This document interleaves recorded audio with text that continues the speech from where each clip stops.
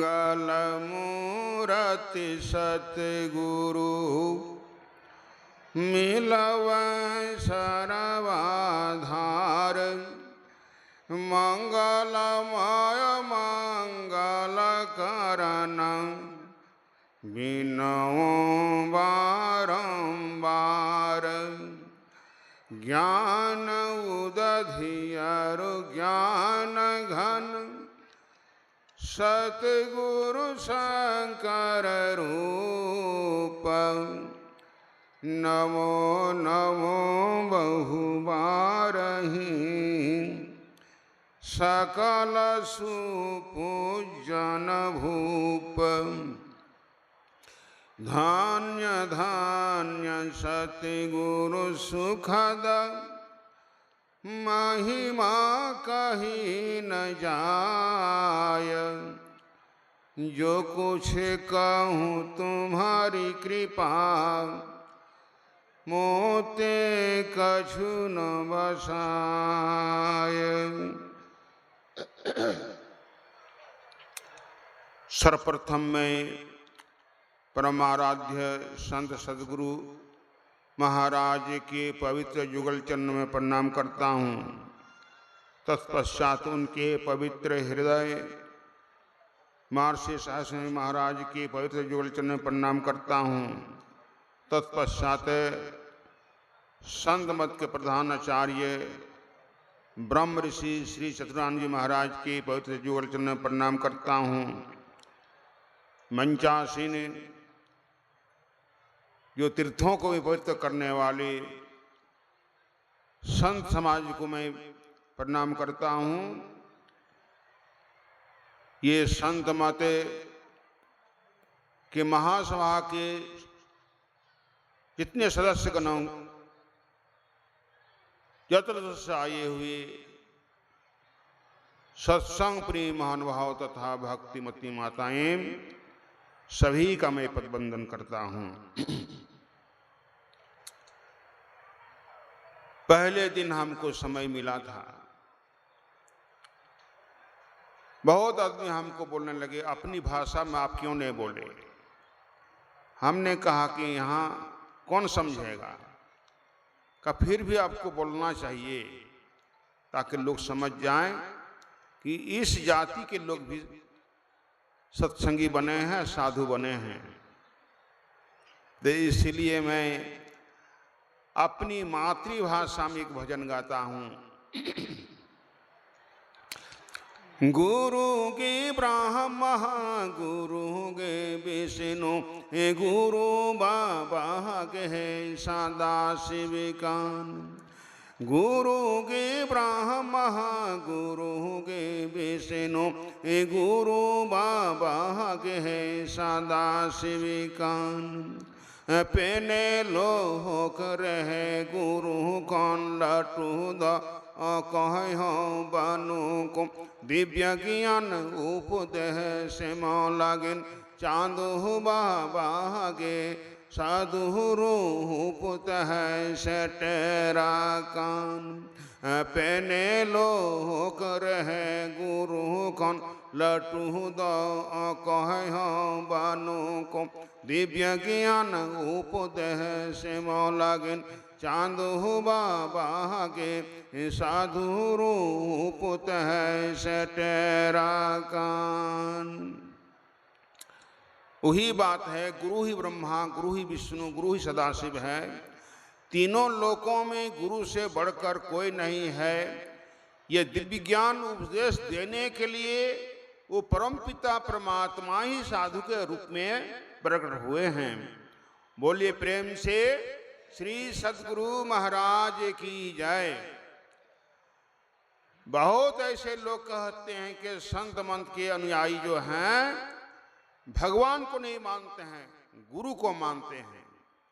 कोई ऐसा भी कहते हैं कि यार भगवान से गुरु बड़ा हो गया। तो मैं कहता हूं सचमुच में सही में भगवान से गुरु बड़े हैं। कैसे बड़े हैं? जहां गुरु में का जन्म स्थान है वहां हमको 4 साल रहने के लिए मौका मिला है। वहां के विद्वान लोग कहते थे